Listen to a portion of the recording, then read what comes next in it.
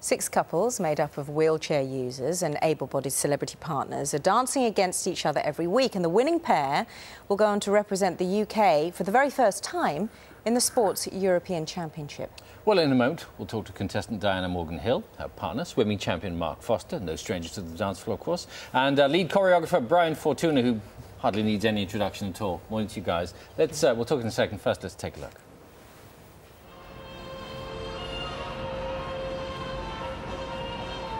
This is ballroom dance, like you've never seen before.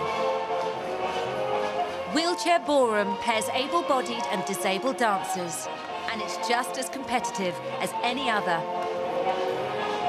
But it's an international competition that the UK has never taken part in. Until now.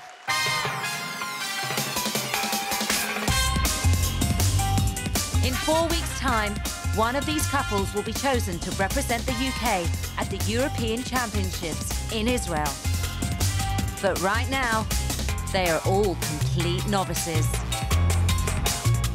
Never ever heard of wheelchair dancing before. I thought, oh my God, how are they going to do that? You know, it's going to look stupid. I just didn't know this existed. Not in a sense, in a sense. When I first heard about it, I thought it was one of my mates winding me up. Yeah, it's a bit of a joke. How would you dance in a wheelchair? And Mark, Diana and Brian are here with us. Good morning to you. Good morning. Good morning. Brian, I think I'm going to start with you because this is completely new to all of us, really, apart from yourself, because you've been involved in it for 8 years. Your mother started it in America. The story was about 8 years ago. We had a couple come into our dance studio, and the man was in a wheelchair, and the lady was able-bodied. And they came to my mother and they said, "Sandy, we want to learn how to dance." My mom said, "Well, geez, I've never done anything like this before." And she started to experiment with the dancing for about a year. And after a couple of years into it, she decided that this was a system that needed a structured syllabus, like all other forms of dance. And she wrote, to my knowledge, the first American-style syllabus for wheelchair dancing in the world.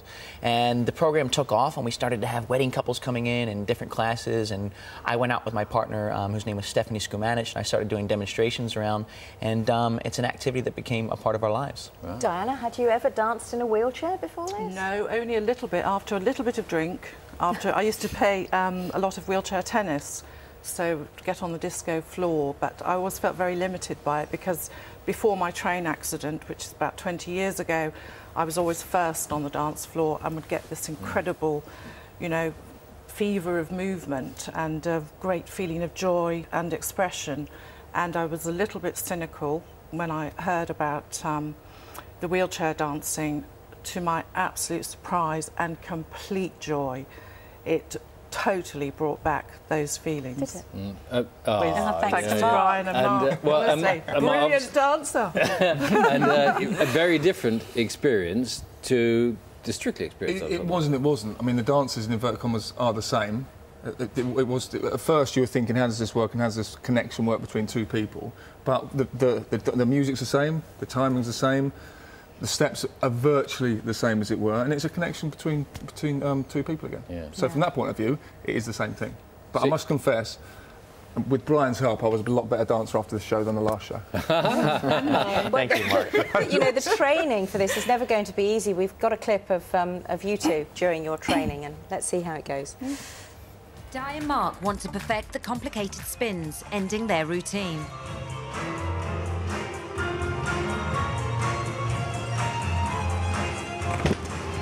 Coach round, please. You okay physically? Oh, were you all right after that? And it was more the shock. I will never, ever let anybody ever put my wheelchair together. You have to take the wheels off to transport it. Somebody else had put one of the wheels on and they hadn't put it on correctly. So it was just, you know, always make sure your equipment is all okay. Yes. There were lots of nerves, tears, tantrums and arguments, weren't there, on all sides? Was it more tense than the regular competition, do you think? For me it was, because I knew that this was a really big program, and I knew that the future of wheelchair ballroom dancing, especially in the UK, really depended on this program.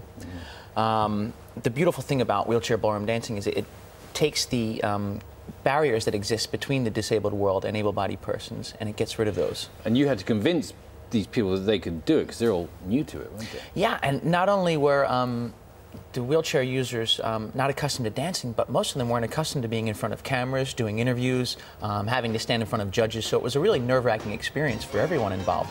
I think they coped extremely well. Tell us about this dance. What are you doing, Mark? We're doing the tango. I know you say that to me as if I should know. And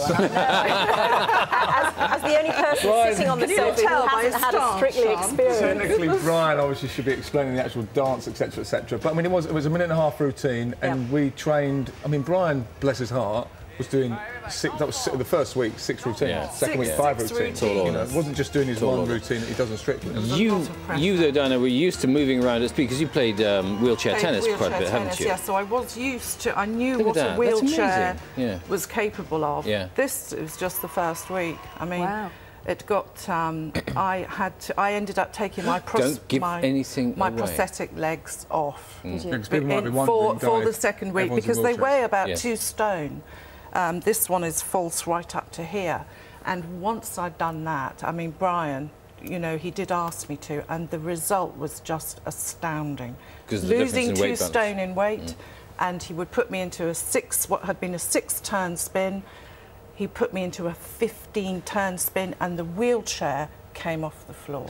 I felt slightly queasy afterwards. She kept going spin me backwards, it will unwind me again, and Brian's like, doesn't work like that once you're dizzy. You don't so again, this feeling of freedom and, you know, well, I was going to say, do you feel differently? Because when you had your train accident 20 years ago, it took away your mobility and took away so much of your independence. Yes, it did. And there's a few things that one really misses.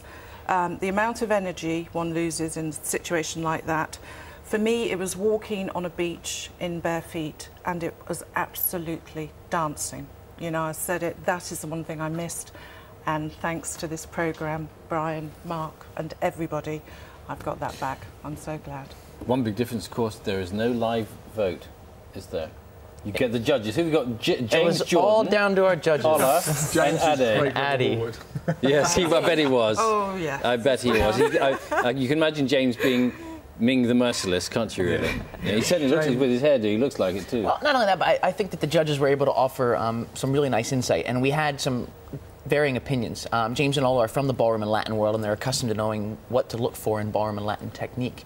Addy is accustomed to different movements in wheelchairs and how you should be doing that. And people will remember him from the trailers on BBC One. From playing basketball and that sort of. And this was all for a competition because the UK hasn't competed in this before. The UK has never had a representative at the European Championships, and thanks to the BBC and Fever Media, we now have a representative for the UK, which is incredible. Well, well done. And we'll be able to see how it goes in the programme. Thank you very much, guys. Brian. Thanks very much. Thank you. You can see Dancing on Wheels tonight, 9 o'clock, BBC 3. Now, the time is 4 minutes away from 9 o'clock. We've been talking about rationing this morning. An egg, 3½ rashers of bacon, a small cupful of sugar. That is for a whole week, or was. It may sound like the starvation